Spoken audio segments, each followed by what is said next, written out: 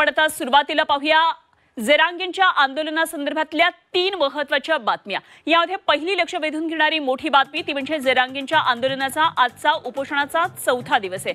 आजपासून मराठा आंदोलनाची धग तीव्रता आणखी वाढण्याची शक्यता आहे। तर आजपासून मनोज जरांगेंनी निर्जळी उपोषण सुरू केले आणि सरकार मागण्या पूर्ण करत नसल्यामुळे आजपासून पाणीही घेण्याचं बंद जरांगेंनी केलेले आहे। तर जरांगेंच्या पाठिंब्यासाठी आझाद मैदानात पहाटेपासूनच मराठा आंदोलकांनी गर्दी केलेली आहे। दुसरी लक्ष वेधून घेणारी आंदोलनातली महत्त्वाची बातमी ती म्हणजे आज या आंदोलनावर तोडगा निघणार का, संपूर्ण महाराष्ट्राचं लक्ष याकडे लागलेलं आहे आणि मोठ्या प्रमाणामध्ये गावागावाहून मराठा आंदोलनकर्ते आता मुंबईमध्ये जमले असल्यामुळे मुंबईकरांची मोठी गैरसोय होती। एकीकडे सीएसएमटी स्थानक आहे, परिसर हा अडवून बसलेले आंदोलक आहेत आणि दुसरीकडे दिवसभरामध्ये या भागात ये-जा करणारे लाखो नागरिक आहेत। या विचारानं पोलीस सुद्धा सध्या चिंतेत आहेत। मुंबईतल्या वाहतूक मार्गामध्ये त्या दृष्टीने काही बदल केलेत। मुंबई सीएसएमटी आणि पालिकेच्या दिशेने येणारे सर्व मार्ग वाहतुकीसाठी बंद ठेवलेले आहेत आणि मराठा आरक्षण प्रश्नावर तोडगा काढण्यासाठी सरकार दरबारी हालचालींना वेग आलेला आहे। मुख्यमंत्री दोन्ही मुख्यमंत्र्यांच्या आज बैठका होणार असल्याची देखील माहिती कळते।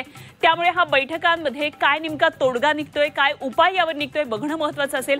आणि तिसरी महत्त्वाची लक्ष वेधून घेणारी बातमी ती म्हणजे जरांगेंच्या आंदोलनाविरोधात ओबीसी नेते आता आक्रमक झाले आणि छगन भुजबळ आता आरक्षणाच्या मुद्द्यामध्ये त्यांनी एंट्री घेतली आहे।